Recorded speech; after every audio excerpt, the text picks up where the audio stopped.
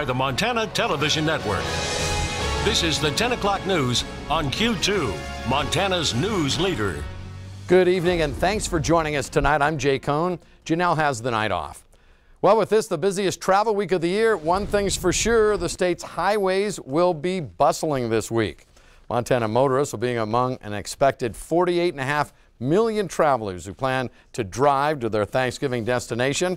That's the most in a dozen years. Now, if you and your loved ones plan to hit the highways this week, well, perhaps the most important question to ask is your vehicle ready? AAA Montana anticipates it will respond to as many as 600 calls for assistance on the state's roadways. From flat tires to dead batteries, tow truck drivers are prepared to help hundreds of motorists. But you know, timing is everything, and now is the time to make sure your ride is road trip ready. First, check the oil and the battery, and perhaps most important, your tires. This year, AAA expects a 5% increase in travel over last year. Now, here's how it all breaks down. Some 4.3 million travelers will fly for their holiday weekend. Car rental costs have dropped as much as 10% when compared to previous years, and holiday hotel prices are also declining. The average hotel cost this Thanksgiving week, roughly $166 per night. That's down 6% from a year ago. Here's the news, though, you've no doubt been waiting for. Gas prices also on the decline as this big holiday approaches. According to online gas tracker GasBuddy.com, here in the Billings area, pump prices have fallen more than 4 cents over the past week. In that GasBuddy survey of 81 Billings gas stations, the average pump price in Billings, $2.84 a gallon. That's well above the national average, which is at $2.62. That national average has dropped 24 cents in just the past month. Montana's average pump price right now sits at $2.89 a gallon as of today. In nearby Wyoming, the average price is $2.85 a gallon. And in Idaho, gas price is a bit higher at $3.03 a gallon.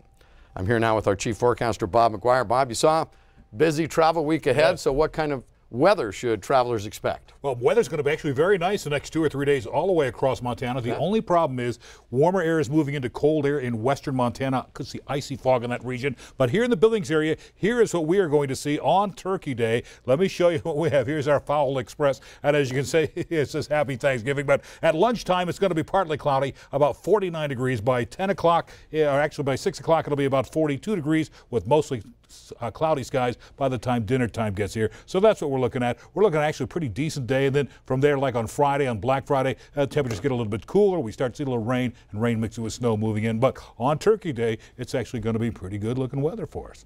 Let's go back to Jay. All right. Thank you, Bob. September, a record-setting month over in the Bakken oil fields of North Dakota. In the monthly report out from North Dakota's Mineral Resources Department, new all-time records were set in September when it comes to oil and gas production, along with the number of producing wells. September oil production set a new North Dakota record at 1,359,000 barrels a day. Gas production also at a new all-time high at 2,532,000 MCF. And the number of producing wells, 15,287, also a new record for North Dakota. However, not all the news out of the Bakken is positive, most notably the price of Bakken sweet crude. Today selling at $42 a barrel. That compares to the West Texas intermediate price today at $57.29 a barrel. As of last Friday, 62 oil rigs were operating in the Bakken. The all-time high was 218 rigs. That was back in July of 2008. Well, it's a chore most of us honestly don't look forward to, but some folks here in Billings just are happy to have the chance to do their laundry. As Q2's Russ Riesinger reports now, they're getting some help thanks to the Junior League of Billings. It's something you don't really think about, but it really is a need out there. It's open to anybody. We bring in the quarters, we bring in detergent and dryer sheets, and whoever needs help, we are here to serve. So. Once a month, you can find some of the ladies from the Junior League of Billings plugging quarters into washers and dryers for people who might otherwise not be able to afford to do so. And after some research and talking with local organizations, it was determined that clean clothes was a low priority for a lot of people when it came time to pay other bills or put food on their table. So I usually go to my mom, but it makes her power bill go through the roof. Donna Anderson is grateful for the help. She says the cost of doing her family's laundry can really pile up. It gets really expensive. With 3 teenage children, and I have one teenage daughter. She changes her clothes like 4 or 5 times a day. So it takes a lot out of you. And I'm a single parent, so. So if some of these people are saving $40 to $50 today on their wash, especially when you have a larger family with lots and lots of clothes, and it just can really add up. And that makes laundry day a lot easier to deal with. They've been able to, use the money that they save not paying for laundry by paying for like groceries or their power bill or something like that. So it's been a wonderful reaction. In Billings, Russ Riesinger, MTN News. Thank you, Russ. The Junior League of Billings holds the event at a different laundromat each month. The next location will be posted on the group's Facebook page. And if you'd like to get involved to help or support the organization, you can also reach out to the Junior League on its Facebook page. President Donald Trump kicked off this week attacking a retired military leader. On Twitter and in a Fox News interview, the president criticizing Admiral William McRaven. He's the Navy SEAL commander who led the Osama bin Laden raid. CNN's Barbara Starr has more tonight. Commander-in-Chief Donald Trump verbally assaulting retired 4-star Admiral William McRaven, the Navy SEAL who led the dangerous mission that killed Osama bin Laden. He's a Hillary Clinton backer and an Obama backer.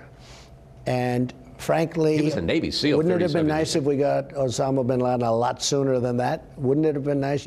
McRaven commanding covert operations around the world, including SEAL Team 6 and the Army's Delta Force, including troops who helped capture Saddam Hussein and rescue Captain Richard Phillips from Somali pirates. McRaven is not backing down in the face of President Trump's words, telling CNN, "I stand by my comment that the president's attack on the media is the greatest threat to our democracy in my lifetime." Trump then doubling down, tweeting, "Of course we should have captured Osama bin Laden long before we did." Trump apparently furious about an August op-ed in which McRaven defended former CIA Director John Brennan after Trump revoked Brennan's security clearance, writing, "I would consider it an honor if you would revoke my security clearance as well." Despite the insults, the president's defenders say he always puts the military first. No president has shown greater respect for the military and the veterans. But another 4-star special operations commander fired by President Obama defended McRaven against Trump. The president is simply wrong. And raised the issue why the president did not visit Arlington Cemetery this past Veterans Day. Maybe that's honest, because if you really don't care, it would be dishonest to pretend that you do. But the president says in the future he will go. In retrospect, I should have, and I did last year, and I will virtually every year. President Trump's insults to military heroes go back to the 2016 presidential campaign, attacking John McCain, who spent more than 5 years as a POW in North Vietnam. He's not a war hero. He's a war hero. He's a war hero. 5.5 years. He's a war hero because he was captured. I like people that weren't captured, okay? I hate to tell you. And as a candidate criticizing Gold Star parents. You have sacrificed nothing and no one. Especially a mother whose son was killed in Iraq. If you look at his wife, she was standing there. She had nothing to say. Maybe she wasn't allowed to have anything to say. You tell me. In response to Trump's comments that McRaven is a Hillary Clinton supporter, McRaven says that is not true. Says he did not back Hillary Clinton or anyone else, but called himself a fan of President Obama and of President George W. Bush. 2 mass shootings in our country today. A mass shooting, by the way, is defined as at least 4 victims in which they're injured or killed. The first today at Chicago's Mercy Hospital, where 4 people, including 2 hospital employees and a police officer, were killed. This after a domestic dispute outside the building. The woman the man was fighting with was also among those killed, but it's unclear if the assailant took his own life or was killed by officers. And in Denver tonight, 1 person is dead and 3 others injured. This in a shooting this afternoon near Coors Field. No arrests have been made. Police don't know if there was more than 1 shooter, but all of those injured, we're happy to say, are expected to fully recover. And life in prison, that's where Christopher Watts will live out his days after murdering his pregnant wife and 2 daughters. The Colorado man sentenced today for killing 34-year-old Shannon Watts 4-year-old Bella, 3-year-old Celeste, and their unborn son. Watts took a plea deal in order to avoid the death penalty. Still ahead on tonight's 10 o'clock news, we'll shine the spotlight on the longtime Magic City tradition, the Holiday Parade, that comes up this Friday.